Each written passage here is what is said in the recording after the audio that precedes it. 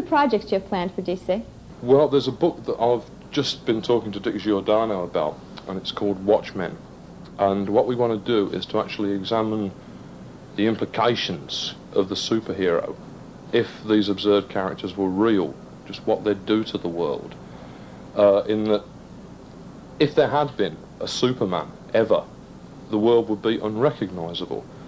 Because, well, if you've got a character of Superman's level and power working for the Americans, then what would American foreign policy be like? I should imagine it would perhaps be a little bit more adventurous than it is at present, and I should imagine that Russian foreign policy would be a little less adventurous than it is at present, and you'd have a very different world situation. So we want to play around with that angle of it. We want to try and examine some of the things that really would happen if there were superheroes. And that's not something that you can do in the actual DC universe without closing down half the books.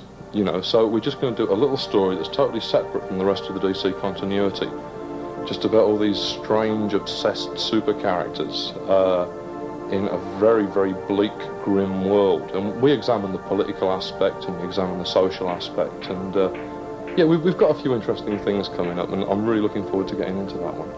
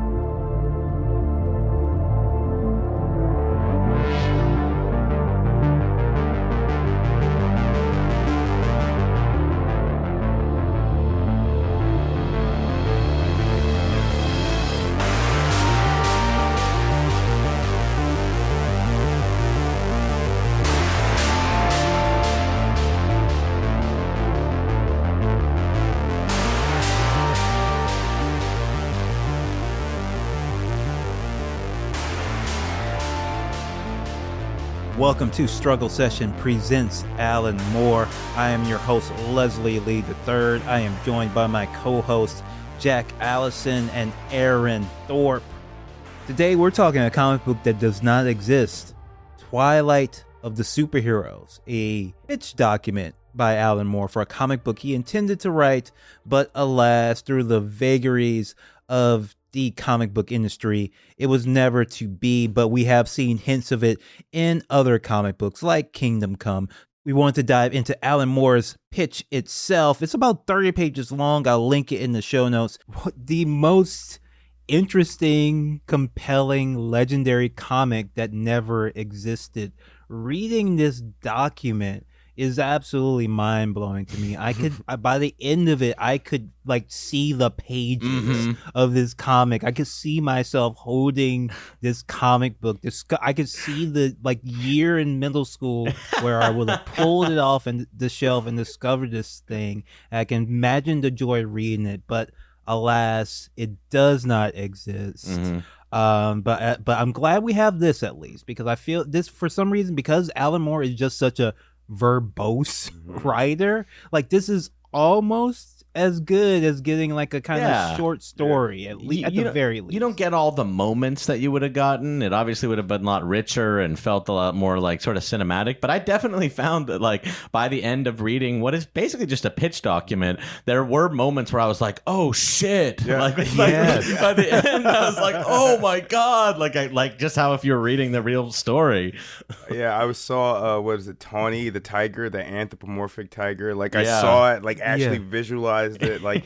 But you know what too I liked about this too is that he presented the context and like the crossover, like how it would actually affect the continuity of the DC universe, but also like whether or not artists or writers wanted to have their characters kind of interact with this crossover. and the implications of that. So he kind of like sets out this like framework for it that makes the synopsis like it makes it make a lot more sense, you know? Yeah.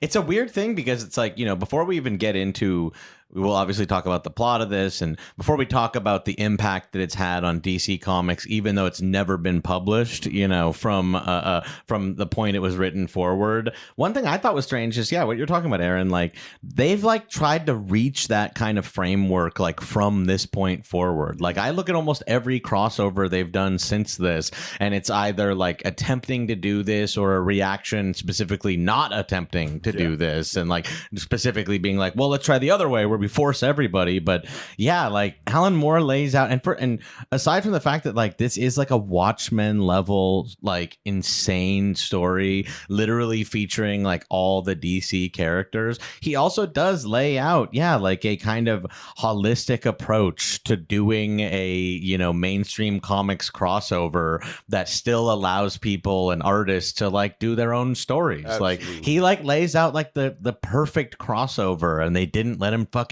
do it, man. And this is why like Alan Moore, man, you got to give him respect, because he actually like his politics, right, it really does intersect with his work and the way he approaches his work. So it's like, man, let the creators, let the artists, like if they don't want to have their characters be involved in this crossover, that's fucking fine, but it still has implications within their own storylines and within the crossover itself. And I like that, giving the creators autonomy, man. It's I mean, it's obviously something that doesn't happen enough in the comic industry, obviously. That's right.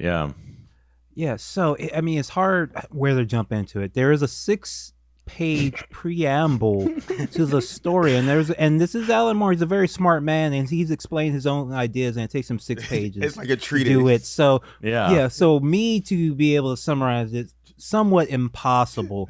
But what I find most interesting about this is this is a pitch document sent to his company DC Comics, right? And it seems he's really hard trying to sell them on doing this comic. This will be really commercial. You can sell products for it. You might even be able to make a movie out of it. In fact, you'll be able to make a movie out of this with all the superheroes in one story. I already have it sewed up for you. Isn't that great, right? Isn't that cool, right? And hey, it can cross over to all the other comics, but it doesn't have to be a big deal. They can do cool stuff with it. They can do a little with it. It can be, hey, that great Legends crossover you did. It will be just like that, but even better, and doing the same thing it was trying to accomplish.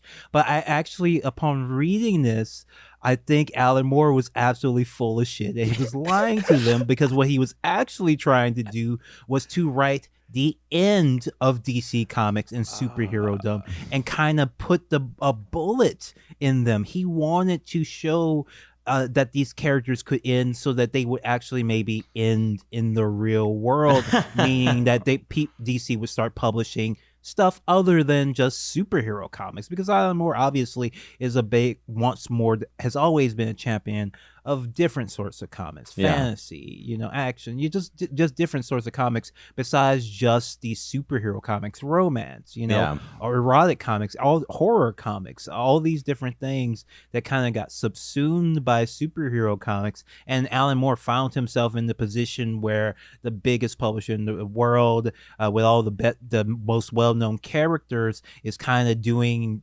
crossover after crossover trying to with these characters, and he's just had this hit book with Watchmen. He says, hey, why not do a Watchmen with your characters? But wait, I'm going to kill them off and make it all dark, but actually that's going to make the myth even stronger, because myths have to end.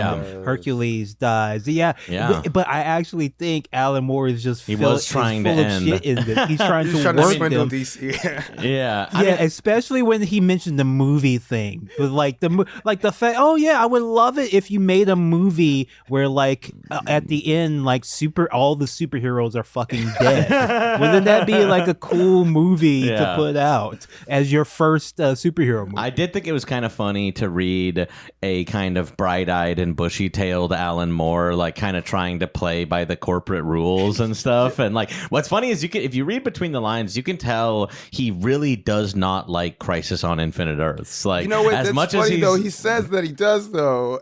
He does. He's like, your Crisis on Infinite Earths is really great, but I do hate the fact that you got rid of all the multiple universes, and I like all the different stuff from the multiple universes, and I'll be bringing this back from the multiple universe. And yeah, well, it's a little bit more complicated. It's a little bit more nuanced than that. What he specifically criticizes, and it's a problem that DC still has, is like, as soon as you start giving a shit about which planet this Batman is on, or which planet that Batman is on, especially when they start crossing over into each other, then it all becomes dog shit. Like he mentions the Dark Knight Returns, specifically, like, fans do not care if this alternate reality is actually the future of the current Batman. It's exciting when things like that, hints like that, they see him like that, but it's not really their concern when they're reading the comic. They can enjoy it as it is.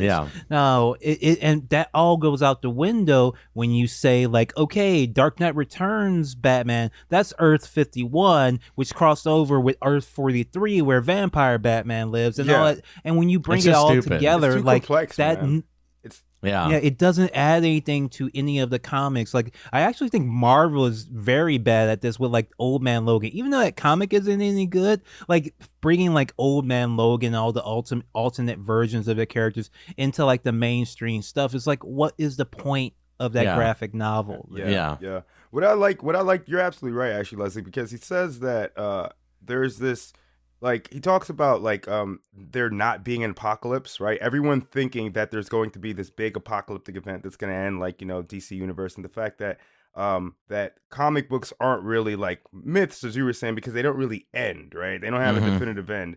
But you're absolutely right, though, man. This entire project, I think, was for him to sort of kind of push the idea that you can keep a continuity, and not even necessarily a strict continuity, but a familiar continuity for people, while also not being kind of enslaved to it. You know what I mean? Right. Like the Dark Knight, for example, it doesn't matter whether or not that's the future that Batman ends up becoming. The fact that DC hints at it through, different writers through the decades, and sometimes it's intentional, other times it's not. But that makes the Dark Knight, the Frank Miller series, that much more poignant, right? Because you can see the progression and see the little hints of, okay, this is a darker turn towards Batman. And it makes it exciting. Exciting, and it makes it more meaningful, I think, Yeah. Listen, I agree. And Alan Moore talks about all this kind of in the preamble, this idea that myths do need to end, and that there's a version of this where, these stories would be made richer and fuller. Like, he talks about,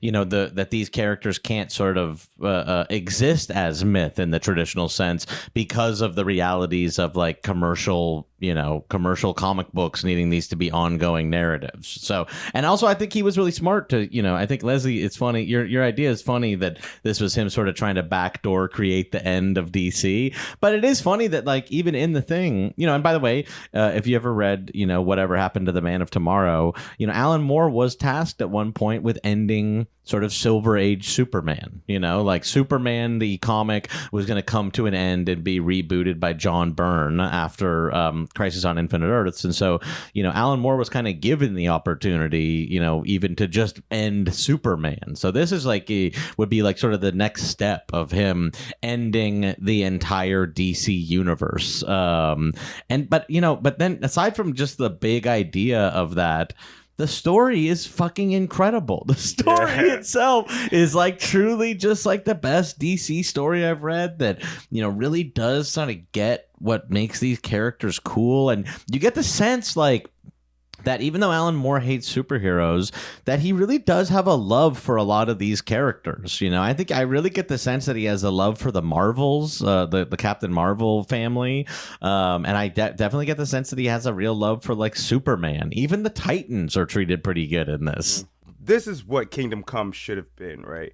Because the plot, part of the plot, and we'll get into it, is the fact that because of this crumbling kind of, like, social order, these superheroes have to create these houses and these factions, right? And they step in as this, like, when it's this power vacuum, when society kind of collapses, right?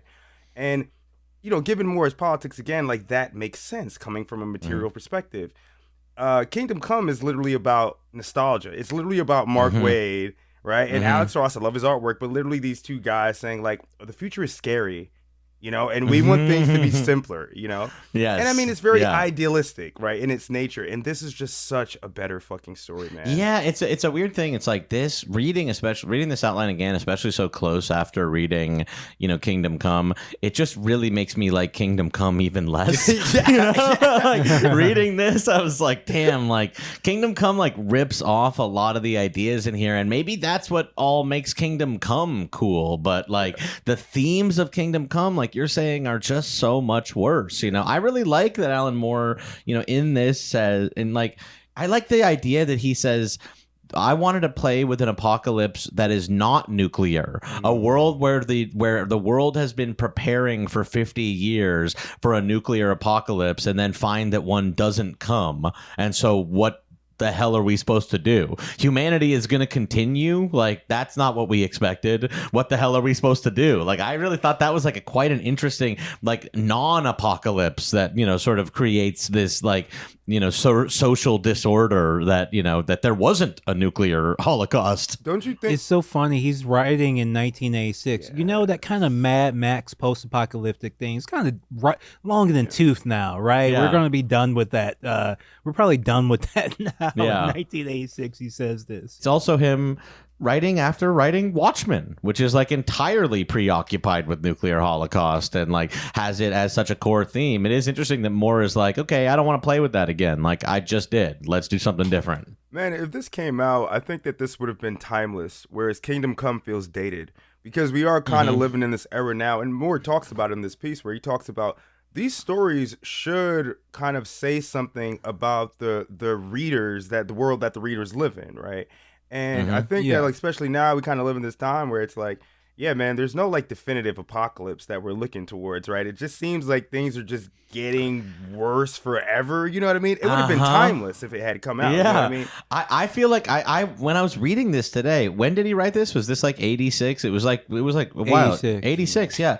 I really was like, damn, Alan Moore had it fucking called. I feel like I live in that world. Like the idea that he said where he's like, what about if the world powers didn't have a nuclear war and then they just didn't know what to do? I'm like, that feels like everything post 2000, where countries just don't have any sort of ambition. They have no plans. I'm like, that's like what America feels like since 2001, pretty much. You know what I mean? Like that we were building towards a nuclear war that never came, and so now we're like, fuck, I don't know. I don't know. We already put people on the moon. Like, I don't know. I guess we fucking just do nothing. Like, too much. I do want to mention a couple of specifically political things that Moore gets in with two characters, Black Hawk and Uncle Sam. Oh yeah. Oh yeah. Sam is character. awesome, Uncle Sam's so good. The Uncle Sam character, you actually can read that character in Shadowplay. The eagle is basically exactly the same as his representation of Uncle Sam. Because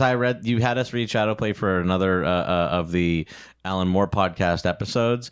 I had to do the dorky thing, and I bought it for $50 on eBay. That comic was so good that I was like, I need to own a physical copy of open this. Up a tab and buy that shit right now. Well, it's so good. Available for free. It's a Bill. Well, yeah, you can obviously get it for free online too, but it's like a Bill Sienkiewicz, Alan Moore comic that's about the secret history of the CIA, and it just has an eagle ranting about like all the fucked up shit that they've done over the years, and yeah. It is basically the Uncle Sam character as described in this comic. Shit, yeah, and he also takes Black Hawk, which are this are kind of like maybe he's like DC's Captain America almost. Yeah, kind of. It's a group. It's like a group of them. They're like, fighting flyers. They're like from they, World they War like, II era. Yeah. But he's like he's now a obsessive urban fascist with a survivalist mentality and a strong sociopathic streak, and he's recruiting like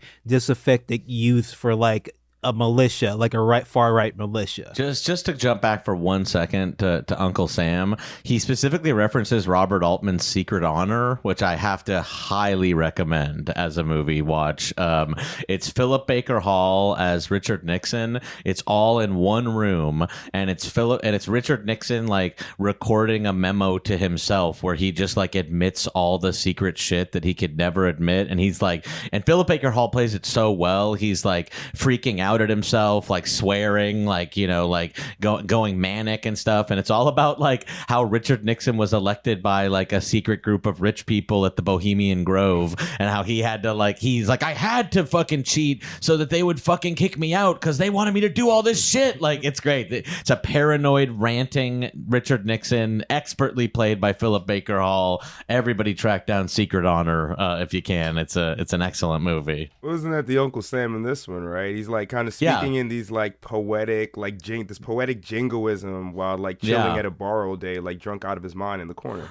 Yeah, and the reason I mentioned Secret Honor is because more specifically does say like he's like Nixon out of Altman's Secret Honor. So I'm like, if you want to see it, watch Secret Honor. This bar that we're talking about, so actual place is Sandy's Place, and it was supposed to be kind of the center of the story because the story isn't necessarily just about the big heroes or mainly about the big heroes. It's about the smaller characters, which Alan Moore does such a great job of just building a wealth of characters. And I could see the scenes. I could hear that bar where John Constantine is hanging out with all these different characters and the freaky little doll man that he describes. The little bug man who's like in the fucking he's like an insectoid bug man because he can't, like, he has to stay at a 6-inch size. Like, Jesus Christ, man. So crazy, so good. And Elastic Man, he's starting to turn into like a fucking puddle and shit. He's a male gigolo. He's worried about a male gigolo. Yeah, man. And Wally, what's his name? Wally Wister or something like that. Wally Winks is his like pimp. Wally Winks is his pimp. Also, it's like, you know, again, to sort of draw the comparison to Kingdom Come, Alan Moore creates this place that, you know, feels very real, and it's all sort of, you know, actually poor people, you know, and yes, they are superheroes, but they're also like hookers and like, you know, and bartenders and like drunks and like, you know, homeless and stuff like that. And I'm just it's a place called the Barrio where basically the age of superhero-dom, the golden DC age, has come to like to an end. Like, there's no more superhero jobs, like there's no money for superheroes, so they're all living in like the former Gotham, former Metropolis. Well, I think he decided the Barrio will be in Gotham, and they're just all poor and just kind of living out these, you know, lives similar to Northampton, as described in Jerusalem. But again, to compare it to, you know, to Kingdom Come, it's like Alan Moore is like, let's make the perspective characters like poor people and like a place that's like fucked up, and, you know, like an actual sort of like a barrio or whatever, versus, you know, Mark Waid's like let's make it like a preacher guy, you know, like a preacher, like a white preacher guy is like our viewpoint character. I just feel like it's so much richer, you know. And again, you look at like, you're like, okay, Mark Waid and Alex Ross read this outline, and then they were like, but then they kind of just made it like whacker and dorkier. Like, they stole the idea of it being a normal person as the viewpoint, and also just made it really whack and threw in a bunch of fucking Bible quotes and shit like that. Yeah, so at the top level, and this is where the similarities really get there for Kingdom Come, there's these multiple houses of all the different superheroes. You have the House of Steel with Superman, Wonder Woman, their creepy fucking kids. You have the House of Thunder, which is the Marvel family.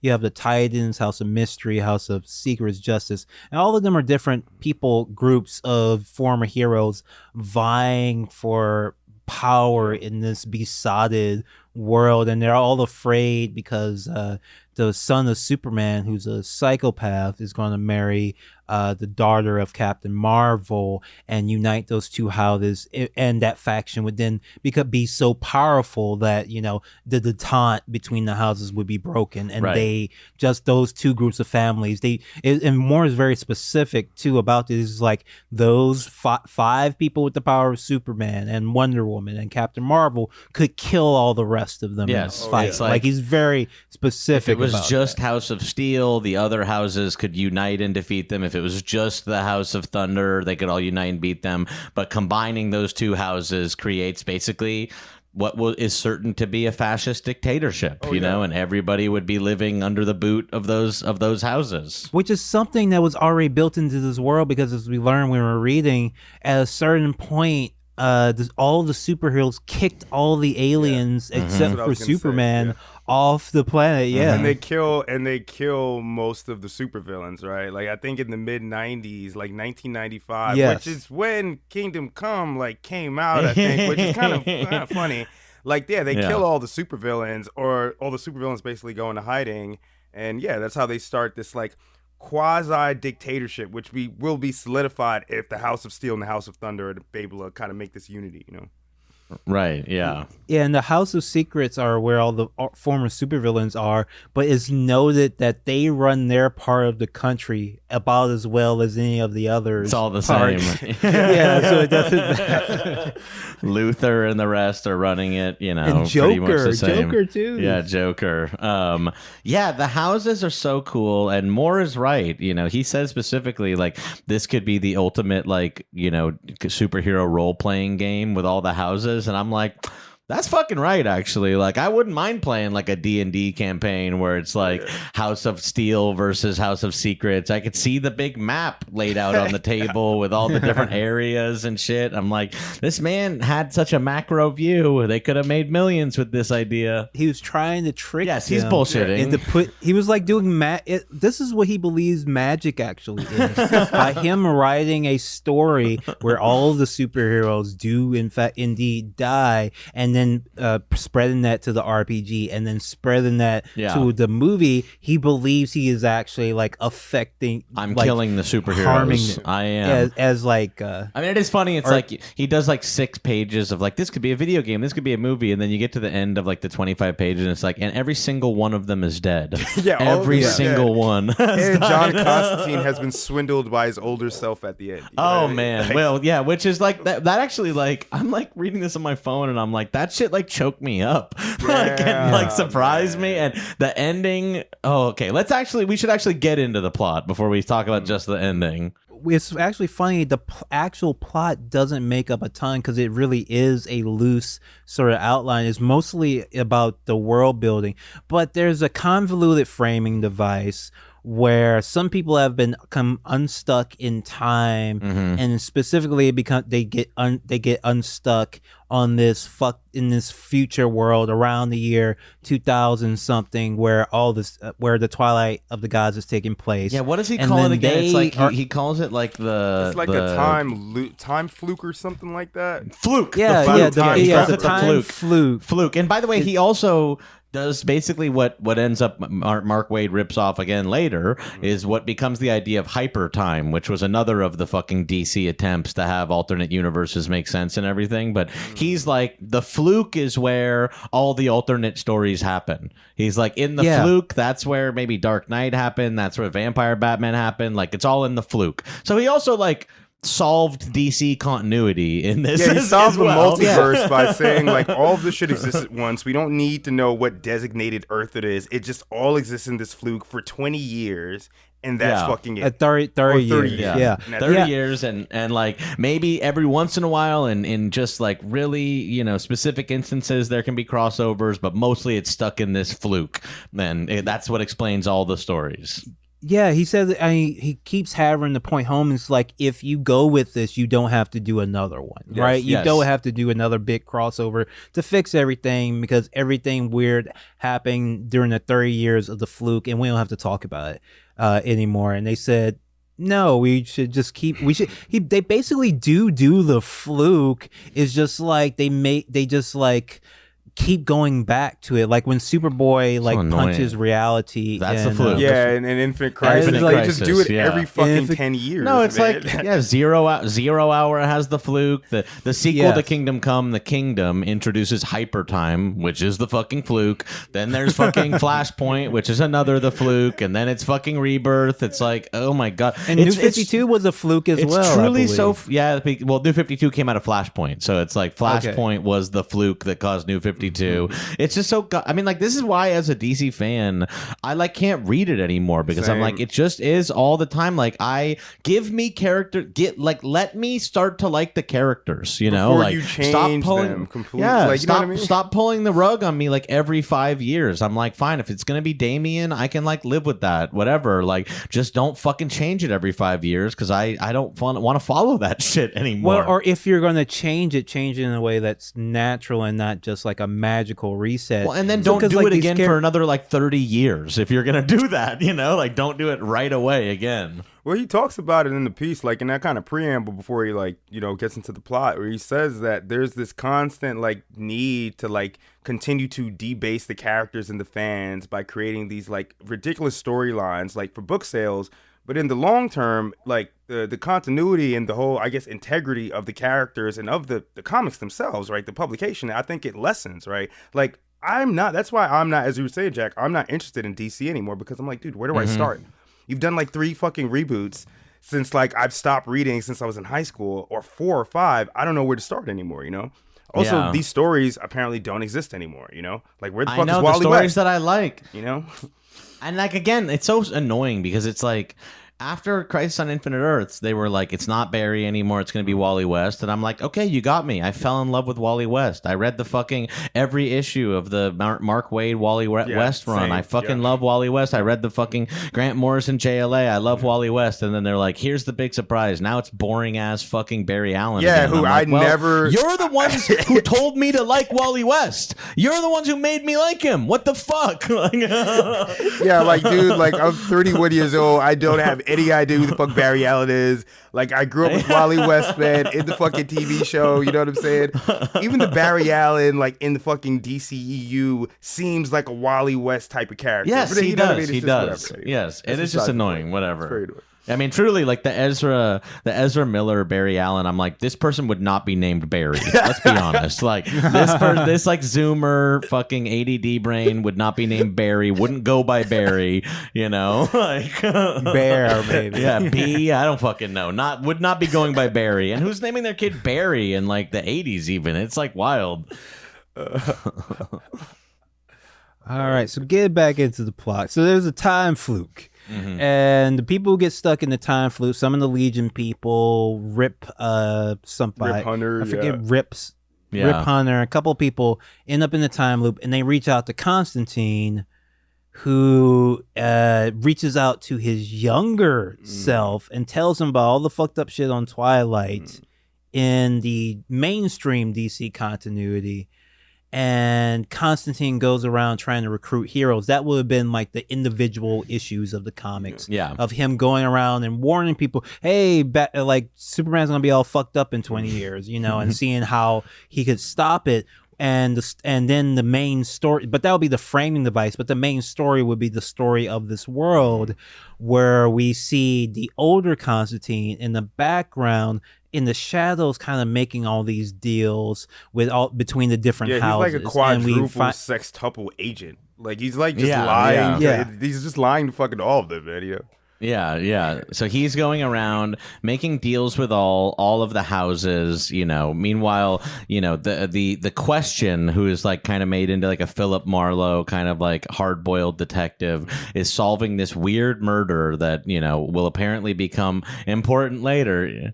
Yeah, so he the Question is solving this like mystery about a little person who was seen going away with a 6-foot-tall call girl, and then like they go in the room, the neck is snapped on the dwarf, and there's no call girl to be seen, and the Question solving this mystery. We don't know what's going on with that.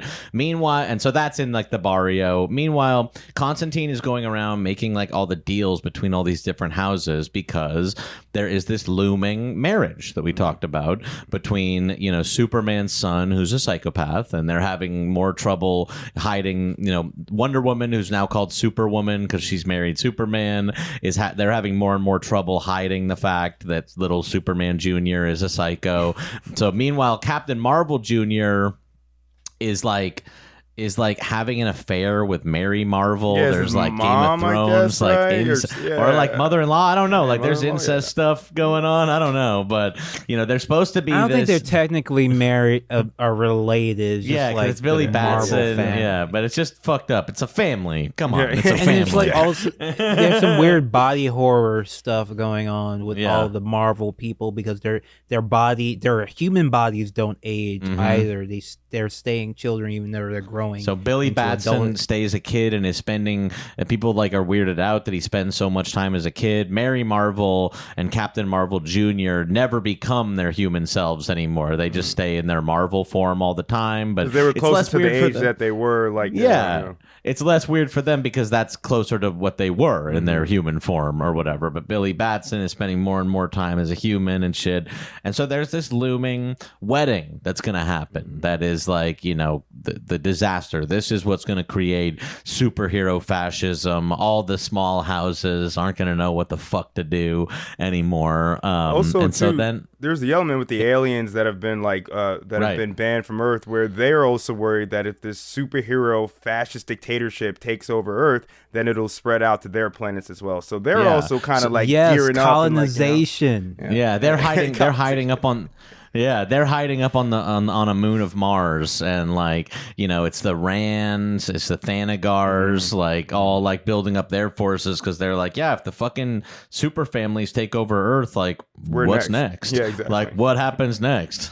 Yeah, the way that it's described, it's like it would be a planet run by these immortal super beings who are like extremely violent and have murdered all the competition. Like, what do you think they're gonna do next? That's what Isn't that Alan like Moore the sees Thanagarians, the end though? of the. I mean, still, I guess they're more technically, Well, yeah. they have Rand to keep them in check. But what I meant more is that like that's Moore's belief of like Right. where the end of the DC universe is not just like fascism on Earth, but like a malevolent force in the galaxy. Yeah.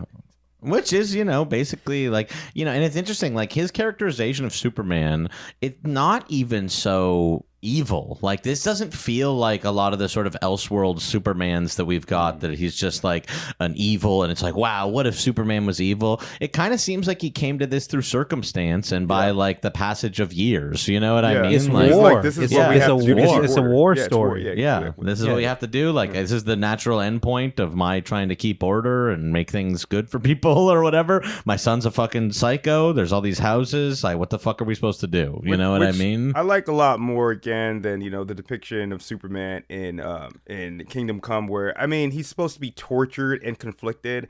But Alan Moore is straight up, right? He's like, if superheroes existed, they'd be fascist, right? Superman that is at the core of the idea. They're cops. Yeah, they're fucking cops, man. Yeah. So at a certain point, we see, John Constantine go meet with Captain Marvel, and he's like, you've been spending a lot of time as Captain Marvel lately or something, and he like lights his cigarette, and Captain Marvel's kind of like, what the fuck, a little kind bit of like flinches, weird, gets scared a like, little bit. Looks like flinches, and he's like, okay, I think I understand what's going on here or whatever. Yeah, and the reason he's meeting with Captain Marvel is to tell Captain Marvel that there's going to be an attack on the wedding, and to not help Superman's forces, even though they're supposed to be uniting. He's kind of striking this side deal with Captain Marvel so that he can fuck over Superman, and Captain Marvel agrees once Constantine puts the boot on him, kind of shows what his advantage is. And more, mind you, this is just him giving you the synopsis, right? But then he gets to the reveal, right? Like, of what happened to Billy Batson. Yeah. I'll wait for Yeah. it. But even that, Yeah. I'm like, dude, you're giving me just the synopsis and outline. And I'm like, holy shit, man. Like, I know. my jaw dropped. But we'll get to it. I really was like reading it like, whoa, holy fuck. And it all came together so good. But then there's other things like, okay, we got to say gold from the Metal Men is found by John Constantine and unfortunately is melted down. John Constantine does an evil thing and melts down the character Gold from the Metal Men. Gold has also become, an important currency in this world as the societies have broken down. We don't know why he has tricked Gold, but John Constantine does a fucked up thing and melts down this sentient creature, from Gold. And lead We forgot him. Tons of body horror in this. In this one, really fucked up ends for them. Unfair. The Metalman is radioactive and will not be able to go near anyone for about 6 million. So crazy. So good. So good. Thing I did appreciate too, Green Arrow and Black Canary are basically running like a socialist magazine. Like I thought that was pretty cool, man. Yeah, and that's also, I think it feels like Moore is setting that up to kind of be like the back matter, like in Watchmen. Like he was kind of like, it'd be a stylish and cool way to tell us what's happening in the world. Like, but yeah, it's cool. Black Canary and Green Arrow are kind of like just like hippies running like like an underground pamphlet, pretty much. It's great. And we should mention that this is another thing that was stolen from this comic, but not by from this pitch, but not by Marvel, but not by DC, by Marvel, I believe. The Batman, whoever mentioned that much, is going around in the shadows with the Shadow and maybe Doc Savage and a couple other Tarzan. Tarzan. Yeah, Moore's like, is Tarzan in the open domain? Because Tarzan too. I'm like, yeah, Tarzan. Fuck it. You know what? This kind of was in Kingdom Come, but it was like the quintessence. I think it was what it was, right? All these kind of like omnipotent characters, but he just threw Batman in instead, which like I'm with it, man. That's cool. They're like trying to force they're trying to create a force for humanity. Yeah. It's like, and that's kind of what also happens in Kingdom Come with like Luther and his little group or whatever. But Mankind Liberation Front or whatever it was. Yeah. Yes. Right. Exactly. It's Batman, fucking Doc Savage, the Shadow, and Tarzan working behind the scene. Yeah. It's kind of like the Illuminati in Marvel, where they're like this force trying to basically stop this supervillains, but they're moving in the shadows. They're not the center of the story. They're we don't just see another him so much. faction. We don't see Batman so much. There. But it all ends up coming together at the wedding, where all the factions are make their attack. There's like a massive attack by all of the superheroes that Superman and the Marvels are able to like fight back pretty much, and so they end up on like a battlefield where like all the superheroes are like dead. All the superheroes are dead, and it's just the two most powerful heroes, Captain Marvel and Superman, like back to back in a field of dead heroes. And then a fucking boom tube opens up and outpours, because by the way, we should also mention Constantine found Metron at one point and traded for him to get the Mobius chair and also the power of the boom tubes. There's a lot going on in this comic, everybody. So he got the power of the boom tubes, and so all of the aliens from the moon of Mars are like coming out of the boom tube, and Superman is still like, I think we're gonna be able to fucking do this, or whatever. They to would Captain be able Marvel. to. Him and Captain Marvel. I mean, they'd be able to sweep all of them. He's like, fuck it, let's go. And then Captain Marvel changes form. It's been John Johns the entire time. That's why he was afraid of the fire that Constantine lit in front of him. And we find out that the mystery, the dwarf, was actually fucking Billy Batson, whose brain had grown to be more adult, but his body could not become more adult. So he had gotten into weird like S&M and sex and shit like that, and started seeing call girls and shit. And so he had gone off with a 6 foot tall call girl who was actually Martian Manhunter, who snapped his neck. Broke his neck and then walked through the wall, and he's been posing as Captain Marvel ever since. I actually am like getting goosebumps even like explaining it again here. The reveal, the Billy Batson reveal in Kingdom Come was that he was actually like, not really Lex Luthor's like boy attendant the whole time, and that his a version of Sorrow had like kind of mind controlled him. And that was like a reveal where I'm not going to lie. In Kingdom Come, I was like, oh shit. This one though was like, God fucking damn, man. I truly was. I'm like, I get like full body chills even thinking about the reveal. It's so crazy. But then Superman is like, oh shit, this is fucking Martian Manhunter. He's one of the aliens.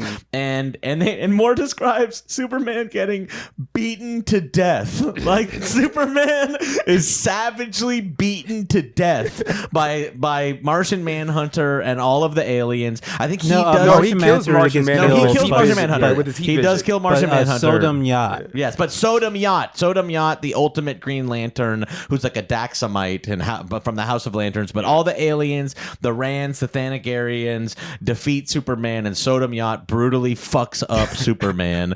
And then we're like, what the fuck? It seems like, was this Constantine's plan to put America under like the dictatorship of aliens? Yeah, because he like, was what is supposed to going stop. on? He was supposed to stop this apocalyptic event, but Yes. it seems like he's been facilitating it this entire time, right?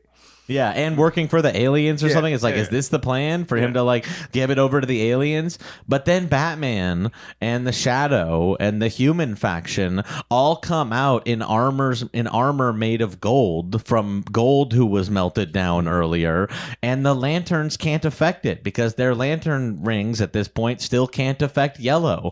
And so like they end up like Batman and the human faction end up like repelling the aliens. Like they defeat the aliens and like repel them back Killed to all space. the superheroes, basically. All the superheroes are dead, and the only heroes that are left are the ones that are powerless, and they're just humans, you know. And so they all decide not to like have secret identities anymore, and just to live as like men or whatever. And we end on like John Constantine at the verge of like a new human utopia where no one has the boot on the neck or anything like that. Then we pull out from that. And it's like John Constantine being told all this by like older John Constantine, Like a dear, or it's whatever. like a Dear John type of letter, which kind of like Yeah. explains that like the machinations that I used you, right? I used Yes. you to because it was gonna the apocalypse, this Twilight of the gods was gonna happen anyway. He says, right? But I just Yes. used you, and I mean, I'll let you go ahead, Jack. I really like this part. It reminded me of the movie Looper, and I'll kind of explain like the way For this sure. kind of like Yeah, for sure. So he gets this letter being like, I used you. Someone had told Constantine earlier in the comic, this is literally how Moore says it, I'm not forgetting who it was. He's like, someone will have told him that no one is cleverer than you. Or he's like, someday you're going to meet someone cleverer than you. And so John Constantine does at the end meet someone that's cleverer than him. And it's him from 20 years in the future. And so he gets this letter being like, I've used you, you know, but someday you're going to meet the love of your life. It's going to be a woman at a bar who asks you for a light, and you know you're going to meet the love of your life. And so we go back all the way to the start of the story. The way the story started at the beginning is someone asked John Constantine for a light, and then like the rest of this is like happening in his memory. And we go back to that moment where this woman is asking John Constantine for a light, and John Constantine finally is able to think of a way to get back at his future self, to like defeat the cleverer version of him that used him, which is to deny him the love of his life. Dude, and so he says to this woman, no, sorry, Yeah. I don't smoke. and then it ends, man. It's I so love that. good. Oh Man. my God. It made me think of Looper, like that time travel movie with Bruce Willis and Joseph Gordon-Levitt, where Bruce Willis is Joseph Gordon-Levitt's playing a younger Bruce Willis. Anyway, where Joseph Gordon-Levitt's character kills himself at the end, right, to stop this older Bruce Willis, his older character's older self, from putting all these events into motion. And it was like the only way that he could get back at his older self for using him was to deny him the love of his life. Himself. Man. Deny himself. Exactly. And I just thought that was like so, and he's like, at the end, he's just crying at the bar. You know what I mean? He's crying in a corner at a table by himself. And that's how it fucking ends. Everyone is fucking dead. He's been used. And he's denied. I mean, it was amazing, man. Very Alan Moore. He's like, Constantine crying in the club. He's crying in the club.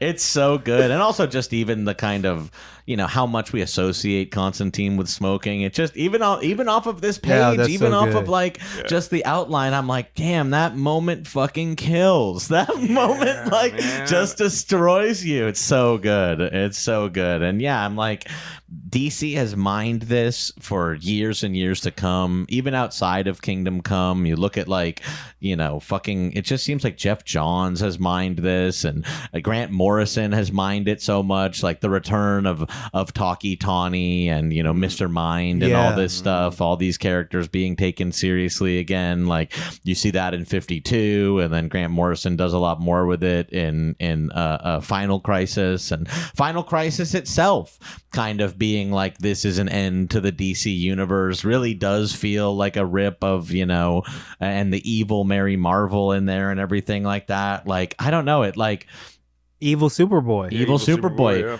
Oh. Evil Superboy, you're right. Evil Superboy punching the walls and all this shit. It's like it almost undercuts the following 40 years of DC Comics when you read this and you're like, wow, good guy Sinestro. There's a Sinestro. Yeah, is he's a good guy reformed in now. this, Now he's part of the House of Lanterns.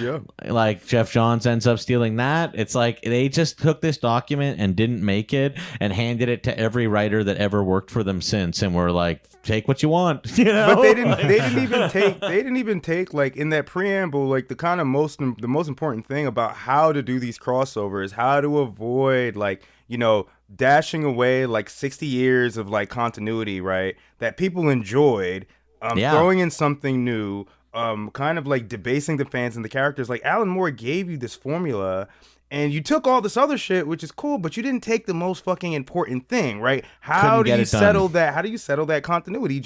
It can all exist at once, but you don't have to be tied to it, And that's what he was trying to fucking do with this story, It really is insane. You read this and you're like, not only is this a Watchmen level sort of adult story that also, really honors the history of these characters and shows, I think, a real love for these characters. Like, I know that Alan Moore doesn't really like superheroes that much, but this is not like yes, we are having Captain Marvel, have sexual urges, which is normal. Like as a person becomes an adult, like it doesn't seem like that insane that he would have sexual urges.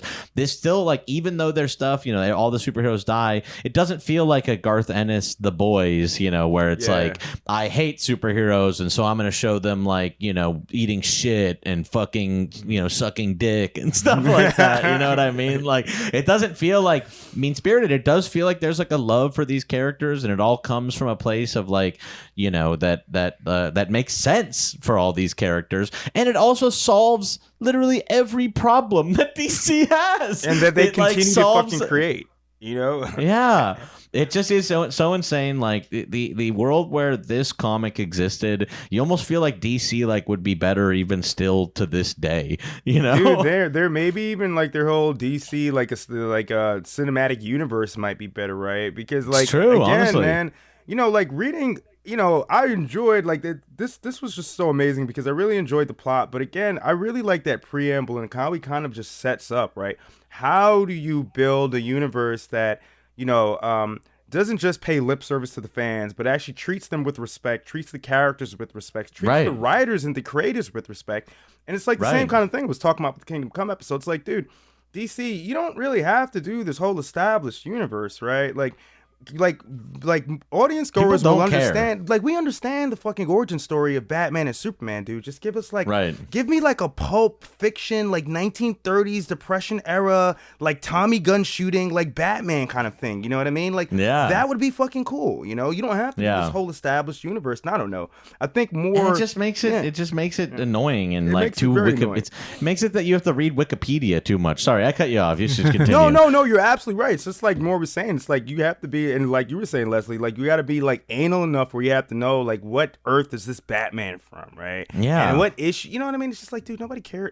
Like, I mean, there are people that care about that, but I think Moore was trying to write this for like a larger audience, right? And obviously there's the commercial aspect too, and not just like the comic book fans and the fandom that would be like anal enough to know about all this shit, I really feel like he figured out a way to check all the boxes. Yes. Like, I feel like he figured out a way to make it that, like, yes, even the anal fans who are obsessive about this stuff, like, that they could be like, well, it's a potential universe and there's the fluke. Yeah. You know what I mean? Like, he thought of it all. Like, he, like, really did. And even, like, this doesn't have to be the end. It's kind of like Dark Knight Returns or whatever, which I think maybe that's the only thing not that I would call this a flaw, but in the eyes of maybe DC Comics, they would consider it a flaw because they want all these events to be like Supergirl died and things will never be the same. You know what I mean? It's like he created something that was in its own bubble because he doesn't want to like affect the other writers and he wants to let them have their own creativity. But what they want events to be like is like Barry Allen is dead. Like, wow, that's incredible. Like,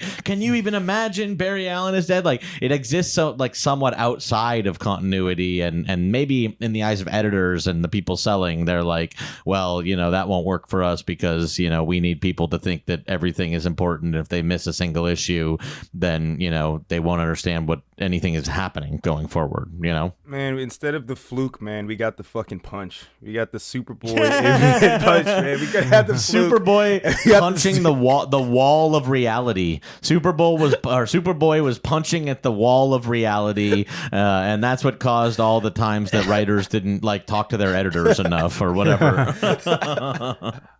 Well, we've talked so much about this wonderful comic that does not exist, but it's actually still worth reading. Yeah. It's worth your time. It's a long document, but it's absolutely worth it, and that you will get true enjoyment out of just reading this. But we're fortunate that the document got leaked and DC Seriously. did end up. Very. And I was just reading a little about it. DC tried to sue some of the websites that like posted this or whatever, and then it turned out that they didn't maybe even actually own the copyright to it. Like the website that posted it, they got like a legal notice from DC, and they were like, "Well, then show us like the legal copyright showing that you own it." And DC was like, never mind." Well, folks, that was Struggle Session presents Alan Moore. Have a good one. Bye. Later. Nixon worked for Pepsi, goddammit. Ain't no better symbol of the American way than Pepsi. Ask anyone who was in Laos.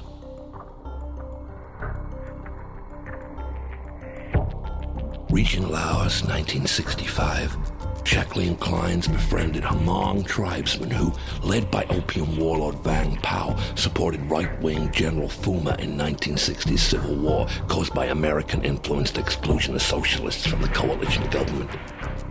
Now, Chichi Quintero, Raul's brother Rafael Villaverde, and old Felix Rodriguez, they trained the Hmong in assassination. Felix, still wearing Che Guevara's wristwatch, liaised with Donald Gregg, now George Bush's national security advisor, and General Richard Secord. Secord was deputy air wing commander in Laos. His crew helped Vang Pao by firebombing competitors' airstrips and flying rice to the Hmong, freeing up their land to grow opium. Secord's planes flew opium to Vientiane, where a guy named Hu Tim Ham was supposed to be building a Pepsi Cola bottling plant. Perfect cover for moving cash and buying chemicals to refine the opium into heroin. Selling it, we bought guns for secret assassination programs against the socialist Pathet Lao forces. Pepsi, best drinking at work. Excuse me. Having a monopoly, Vang Pao's opium poured out of Laos. 1968, Santos Traficante visited Vietnam. Pretty soon we got Vang Pao's heroin flowing into America from Traficante's Miami base. I tell you, arranging these things is a piece of cake. You just gotta have the right connections. Some profits we stashed in Australia's Nguyen Han Bank, set up in 1973 by Michael Han, who worked for Shackley in Laos. Next few years, that bank did well. Only thing it didn't do was banking. Laundered a lot of money down there. A lot of money. It's like poor Ed Wilson's business partner, Frank Turpin, said after Ed got busted selling explosives to Gaddafi. Miami is the drug syndicate. That's the base. Shackley, Kleins, the Villaverde brothers, Chichi, Rodriguez are there. The guy behind the scandal, Kleins. Who's the boss of Kleins? Shackley. Where do they come from? Laos. Where did the money come from? Nuke in hand. Kleins was running drugs. The pilot of the plane in Asia was Dick Secord. What was on the plane? Gold. $10 million at a time in gold. He was going to the Golden Triangle to pay off the warlords, the drug lords. Now, what do you do with all that opium? You reinvested in your own operations. Billions of dollars, not millions. billions of dollars. Most people can't comprehend $1 billion. Hot lunch for every kid in New York for a year. That's $1 billion. Although, why waste good heroin money? All that smack we moved using the Pepsi factory in Laos. All those GIs and junkies all over the world who got their habit from us. They're in the Pepsi generation.